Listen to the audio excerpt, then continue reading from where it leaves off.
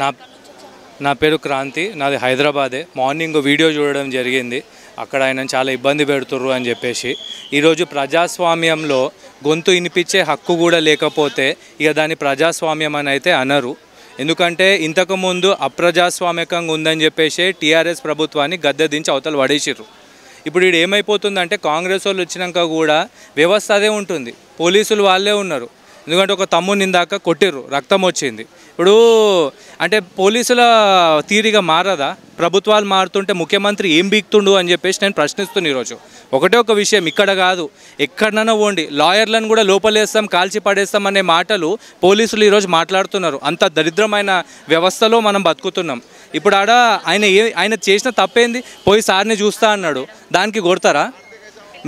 మీకు కనీసము ఇక్కడ న్యాయబద్ధంగా ఒక వ్యక్తి పోరాటం చేస్తుంటే బాధ్యత గల ప్రభుత్వం అయితే ముందుకు వచ్చి అరే బాబు ఉద్యోగాలు ఇవి ఉన్నాయి, ఇది ఉన్నాయి అని చర్చలు పెట్టైనా మాట్లాడైనా సామరస్యంగా ఒక పరిష్కారం అన్నది ఇవ్వాలి. ఇక నేను ముఖ్యమంత్రి అయిపోయినాను, నేను రాను, కాకముందు అయితే మీ అవసరం కావాలి అని చెప్పేసి ఈ ఎన్ఎస్యుఐ వాళ్ళు లేకపోతే కాంగ్రెస్ వాళ్ళు ఇక మొత్తం నాయకులందరూ వచ్చి వీళ్ళ చుట్టూ తిరిగి ఇక అయిపోయిన తర్వాత మా పని అయిపోయిందిరా బాబు మీతో సంబంధం లేదంటే అస్సలు కరెక్ట్ కాదు.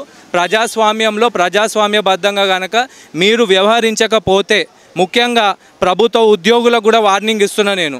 ఏంది అని అంటే మీరు చక్కగా ఉద్యోగాలు చేయండి, పోలీసులు అయితే చాలా జాగ్రత్తగా ఉండాలి అని చెప్పేసి హెచ్చరిస్తున్నాను. ఇది నేను ఒక లాయర్ పోలీసులకు ఇచ్చిన హెచ్చరికలాగానే తీసుకోండి. ఆల్రెడీ ప్రెస్ మీట్ పెట్టి 100 సార్లు చెప్పిన. ఇక్కడ కనుక మళ్ళీ ఇంకొకరి మీద చేయి పడ్డది అని అంటే ప్రభుత్వం అనేది ఏమవుతుందో గుర్తుపెట్టుకోండి. ఇది ఖబర్దార్.